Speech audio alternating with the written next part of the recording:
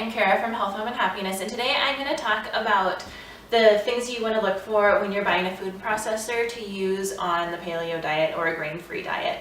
When we used to eat grains, you can see it back there, but I used my KitchenAid mixer all the time. I used it for mixing up bread, I used it for making cookies, I used it for making rolls, because we seemed to have something that required mixing and was flour-based at just about every meal.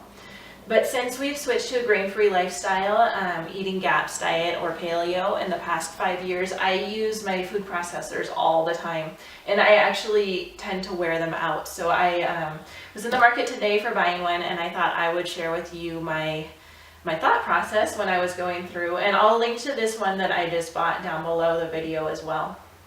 So when you're looking for a food processor for the paleo diet, you're going to be using it a lot, so it's not worth it to get like a Black & Decker or a cheap brand, like a off-brand. So this is Cuisinart, which is a good brand. KitchenAid is a good brand as well.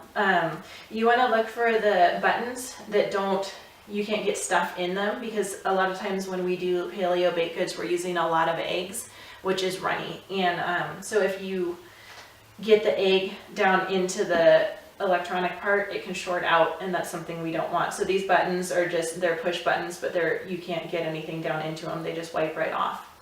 And then the second thing you want to look for is a big opening at the top. The last one that I had, it just had a small opening, and I had to like quarter up apples before I put them through, or cut up beets before I shredded them. So you want to have the big opening that you can put, like at the most have to have an apple, and you want to be able to put like carrots through and all that.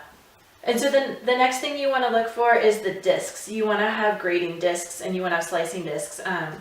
This makes slicing onions and slicing mushrooms super fast. And sliced onions and sliced mushrooms, if you saute them in a little bit of coconut oil with some sea salt, that dresses up all of our paleo cooking without adding anything bad. And they're an inexpensive way to dress up your paleo cooking too, which is always a plus. So you want to have the grating discs, like when we make cauliflower rice or we make meatballs where we're shredding a bunch of veggies in there. You want to be able to shred those veggies super fast. If you have to go there with a cheese grater and do it all by hand, it's just really tedious. And when our cooking is tedious, it's more likely that we're going to give up on our diet. So this one appliance, this was $100 at Costco. When we spend like $100 or $150 on a good appliance, it makes us not only have the food in our fridge not go bad because we're just letting it sit because we don't want to take out the grater and grate it all up, or we don't want to take the knife and spend 20 minutes slicing up onions and mushrooms, where with this it'll just take like 30 seconds, just vroom vroom vroom, and then you're ready for dinner. I'm more of a minimalist in the kitchen, but the food processor is something that I always have one.